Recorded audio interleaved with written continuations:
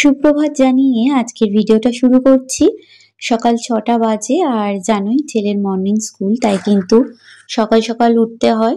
আর এই সকালবেলা ওঠার জন্য কিন্তু আলাদা করে আমি কোনো অ্যালার্ম দিই না, কারণ অভ্যাস, যেহেতু অনেকগুলো দিন কেটে গেল আর কলেজেও কলেজেই আমি যেতাম, তো যার জন্য কিন্তু এখন করে আমার আর অসুবিধা হয় না। বিয়ের আগে এই সমস্যাটা হতো যে উঠতেই পারতাম না। তো ঘুম থেকে উঠে কিন্তু রিধানের জন্য টিফিন করে নিতে হয়।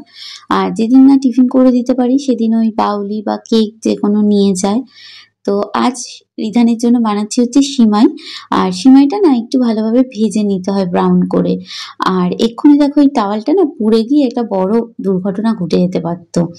তো টাওয়ালের ওই সুতোটা আগুনের মধ্যে চলে গিয়েছিল। তো যাই হোক, তারপর দেখো দুধটা একটু কমে আসলে বা দুধটা একটু ফুটে ফুটে কমে গেলে তখন কিন্তু চিনিটা আমি অ্যাড করে দিই। আর এর মধ্যে না এলাচটা দিতে ভুলে গেছি, তো চলো একটা এলাচ দিয়ে দিচ্ছি। আর এই এলাচের দানাটা অনেকের মুখে পড়ে, অনেকে খেতে চাও না, তো এলাচের দেখবে আলাদা গুঁড়ো পাওয়া যায়। তো সেটা আমি মাঝে মধ্যেই ভাবি আনবো, কিন্তু আর বাজারে গিয়ে আলটিমেটলি মনে থাকে না। তো ওই হয় না যে এক একজন বাজার করে দেখবে এটা আনবো ওটা আনবো, কিন্তু দরকারের সময় কিছুই আর মনে থাকে না। তো যাই হোক, দেখো সিমইটা হয়ে গিয়েছে, আমি ঢেলে নিচ্ছি বক্সে। আর রিধানকে দেখো এরকম একটা ছোট্ট চামচও দিয়ে দেবো। তো এটা একটু ঠান্ডা হতে দিয়ে দেবো। তারপর দেখো আমি চলে এসেছি ওপরে। আর আমার না ভীষণ ভালো লাগে এরকম সকালবেলা উঠেই বাইরের এরকম গাছপালা দেখতে। আর এখন তো সকালবেলা করেই আসি কোনো কাজ বা করার আগে, বা যাই হোক কাজ করার থাকলে বা উপরে আসার থাকলে এসেই আগে দেখি গাছে কতগুলো ফুল ফুটেছে। তো এখন যেহেতু এই গাছটায় অনেক করে ফুল ফুটছে, দেখো আজকেও কিন্তু প্রচুর ফুল ধরেছে গাছে। আর এই গাছটাতেও একদম ফুল ফুটতে শুরু করেছে। তো এই যে কটা গাছ দেখছো, গাছগুলো কিন্তু খুব বেশি দিনের গাছ নয়, কয়েকদিন আগেই শ্বশুর বাবা এসেছিলেন, তো উনি এসে গাছগুলো দিয়ে গেছিলেন। তো এই দেখো বড় বড় ফুল সবই।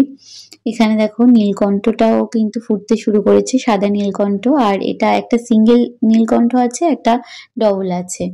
তো এদিকে দেখো রিধানও কিন্তু রেডি হয়ে গিয়েছে। আর সকালে করে না ও কিছু খেতে চায় না, তো ওর খুব পছন্দের খাবার যেমন চাউমিন টাউমিন হলে তখন কিন্তু বলে যে মা আমাকে দাও।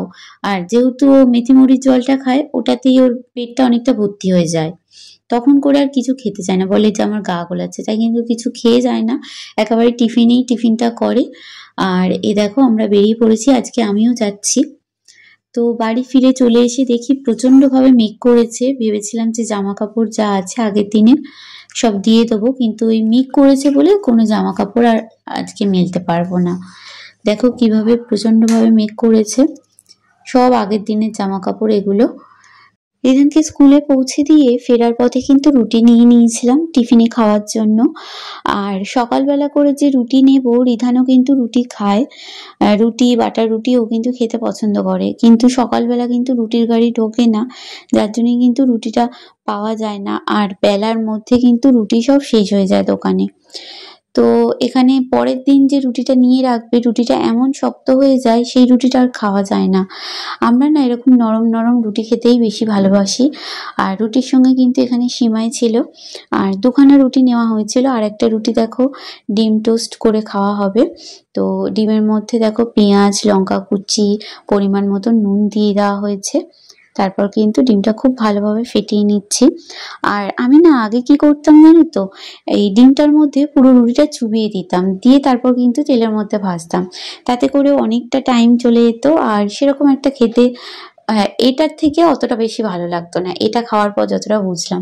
ঠিক দোকানের মতো করে বানাতে বললো যে দোকানেও এইভাবে করে, তুমি করে দেখো ভালো লাগবে। তো ওর কথা শুনে একদিন এইভাবে বানালাম, সত্যিই খুব সুন্দর খেতে লাগছিল। আর তার সঙ্গে কিন্তু কলা ছিল, আর এখানে কিন্তু একটু সসও নিয়ে নিয়েছিলাম। তারপর দেখো এই সয়াবিনটা সিদ্ধ বসিয়ে রেখেছিলাম, আর সিদ্ধ হয়ে যাওয়ার পর কিন্তু আমি এখানে সমস্ত জিনিস গুছিয়ে রাখছি, তাড়াতাড়ি রান্নাটা করে নেব করে। তো দেখো যে যার জায়গা মতন গুছিয়ে রাখছি। ওই দেবব্রত যাওয়ার পরই না আমি সমস্ত কাজগুলো তাড়াহুড়ো করে নেওয়ার চেষ্টা করি, কারণ রিধানকে আবার আনতে যাওয়ার থাকে 12:30 নাগাদ।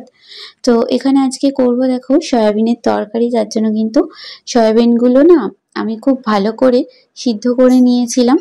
আর তারপর দেখো এদিকে ভাতটাও বসিয়ে দিয়েছি। এই ভাতটা হতে কিন্তু অনেকটাই সময় লেগে যায়, তো যার জন্য কিন্তু ভাতটা আমি যতটা সম্ভব আগে বসিয়ে দেওয়ার চেষ্টা করি। আর সয়াবিন গুলোকে কিন্তু খুব ভালো করে লাল লাল করে ভেজে নিচ্ছি। আর এই সয়াবিনটা বেশ নরমই হয়, আশীর্বাদের সয়াবিন। তো এখানে দেখো রিধানকে তারপর নিয়ে চলে এসেছিলাম আর ওর জন্য ডিম পোচ করে নিচ্ছিলাম। আর এদিকে কিন্তু সয়াবিনের তরকারিটাও হয়ে গিয়েছিল, তো ওকে ভাত বেড়ে দিয়েছিলাম। আজকে এই পর্যন্তই ভিডিও আমি নিয়েছি, আর নিতে পারিনি।